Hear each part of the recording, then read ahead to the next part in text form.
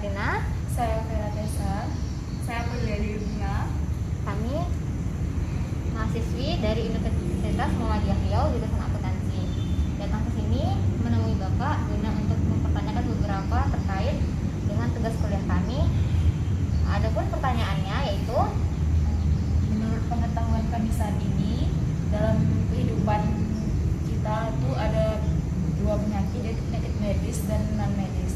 Yang menjadi pertanyaan kami, apakah ada unsur syirik dalam proses pengobatan penyakit medis? Ya, baik. Mungkin akan coba saya jawab pertanyaan dari adik-adik sekalian, bahwa apakah ada unsur syirik dalam pengobatan penyakit medis ya? Iya. Ya. Jadi yang perlu kita perhatikan pertama adalah bahwasannya berobat itu adalah sesuatu yang dianjurkan. Jadi bagi seorang muslim apabila ia sakit, ia dianjurkan untuk berobat, yang mana berobat di sini maksudnya adalah berikhtiar. Sebagaimana hadis Nabi SAW dari riwayat Abu Daud, "Fatadawau wa la tatadawau bi haram." Yang mana artinya berobatlah kalian, namun berobatlah dengan cara yang tidak haram. Nah, di sini dapatlah kita jadikan sebagai alasan bahwa berobat adalah sesuatu yang dianjurkan. Nah, dalam hal syirik, yang pertama kali yang perlu kita perhatikan bahwa sesungguhnya proses berobat yang kita lakukan adalah proses untuk berikhtiar saja. Namun kita harus mengimani dan meyakini bahwa kesembuhan itu datang dari Allah Subhanahu wa taala. Jadi ketika kita datang ke dokter, kita pergi berobat ke dokter ataupun mengkonsumsi suatu obat, kita tidak boleh mempercayai bahwa kesembuhan itu berasal dari obat ataupun kesembuhan itu berasal dari dokternya. Ya, jadi memang yang kita pahami adalah kesembuhan itu adalah sesuatu yang datang dari Allah Subhanahu wa taala, dan proses perginya kita ke dokter ataupun proses meminum obat itu hanyalah ikhtiar yang kita lakukan. ibarat kata berarti dokter itu sebagai media aja, Pak. Iya benar. Jadi memang tujuan usaha kita karena memang kita percaya bahwa dokter yang memang memahami penyakit dan bagaimana proses-proses tahapan-tahapan untuk menyembuhkan penyakitnya. Sedangkan kita tetap percaya bahwa Allah yang Maha Menyembuhkan. Pertanyaan yang kedua, apakah ada unsur syirik dalam proses pengobatan non medis? Iya. Jadi pertanyaan yang kedua adalah mengenai penyakit non medis. Mungkin di sini bisa dijelaskan kembali kira-kira jenis seperti apa penyakit non medis yang dimaksud. Kalau yang ada dalam pikiran saya itu yang seperti orang kerasukan, orang ketuburan, seperti itu, Pak, kira-kira. Oh, berarti maksudnya penyakit non medis di sini adalah penyakit yang tidak bisa terdeteksi ataupun diketahui dengan metode medis ya, dengan metode kedokteran maksudnya seperti itu ya. Seperti itu, Ya. Pak.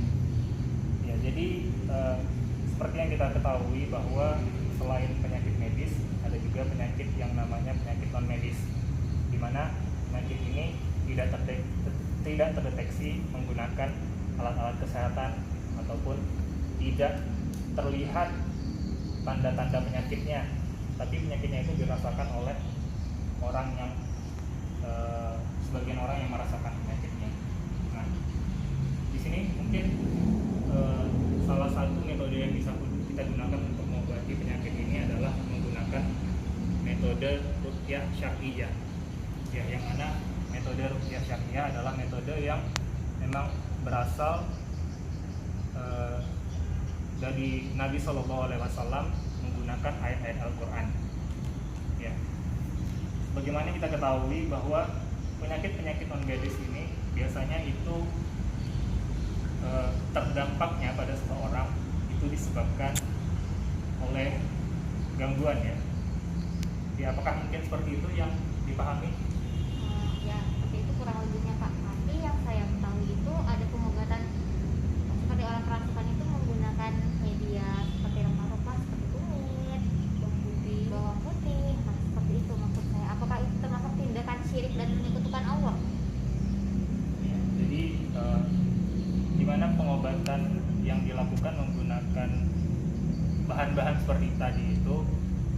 apabila memang itu bisa menyembuhkan, kita tetap harus percaya bahwa kesembuhan itu datang dari Allah.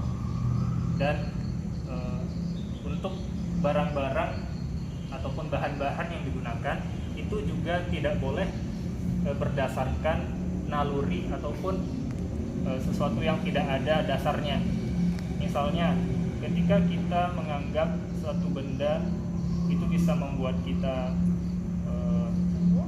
sembuh, bisa membuat kita kebal terhadap gangguan-gangguan dari makhluk-makhluk gaib, itu juga bisa terindikasi mendekatkan kita kepada syirik, karena kita akan percaya bahwa benda-benda itulah yang dapat menyembuhkan kita, padahal sejatinya kesembuhan itu tetap berasal dari Allah Subhanahu wa taala. Ya, dalam metode ruqyah syariah itu juga yang perlu diperhatikan adalah bahwa bacaan-bacaan Al-Quran yang dibacakan kemudian ataupun ada bahan-bahan yang digunakan dalam penyembuhan itu harus ada dalil-dalil ataupun nas-nasnya secara syar'i yang memang telah dilakukan sebelumnya oleh Nabi kita Muhammad SAW. Jadi kita juga tidak boleh sembarangan menggunakan, misalnya kita menggunakan air yang sejatinya air itu adalah air yang najis, itu tidak diperkenankan. Jadi memang kita harus menggunakan bahan-bahan yang memang ada tuntunan dan contohnya.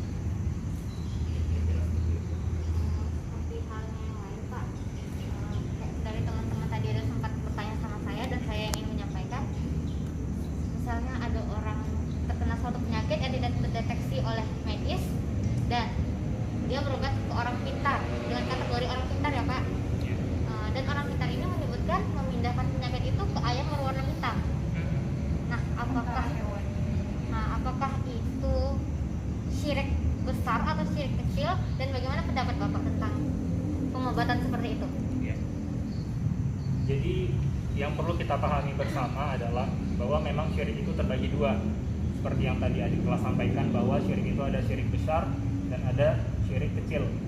Syirik besar di mana kita mempercayai bahwa ada selain Allah yang bisa menyembuhkan, Allah Subhanahu wa taala, dan ini jatuh pada kategori syirik besar. Sedangkan syirik kecil adalah di mana kita mempercayai bahwa kesembuhan itu tetap dari Allah, tapi melalui perantara beberapa benda-benda seperti jimat, seperti benda-benda yang dianggap keramat ya. Nah itu juga tidak diperbolehkan, karena memang segala sesuatunya harus kita sandarkan kepada Allah Subhanahu wa taala. Jadi ketika pun ada pengobatan yang mana memindahkan penyakit ke hewan tertentu, ini juga tidak ada tuntunannya, tidak ada contohnya dari Nabi SAW. Ketika satu penyakit dipindahkan ke hewan, secara manusiawinya itu saja kita tidak bisa menerima dengan akal sehat. Artinya kenapa harus kita pindahkan ke ayam? Apakah itu tidak menzalimi ayam tersebut? Gitu. Jadi memang dalam pengobatan yang diuji itu adalah keimanan seseorang.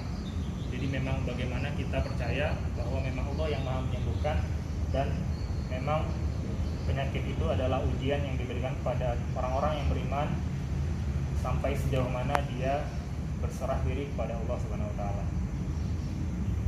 Jadi untuk proses penyembuhan penyakit non medis tadi, ada yang menggunakan beberapa bahan alami itu, ada yang termasuk syirik dan tidak syirik. Maksud Bapak seperti itu kurang lebih?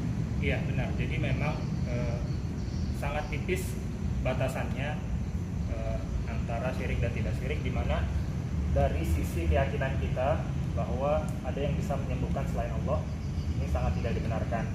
Dan memang dalam penyembuhan itu sendiri, selain dengan menggunakan bahan-bahan, juga bisa dengan menggunakan bacaan Al-Quran. Ya, karena Allah sendiri mengatakan bahwasanya Al-Quran itu adalah obat yang bisa digunakan untuk menyembuhkan. Ya, mungkin ada lagi yang mau ditanyakan? Cukup sepertinya. Saya rasa cukup. Saya akhiri dengan assalamualaikum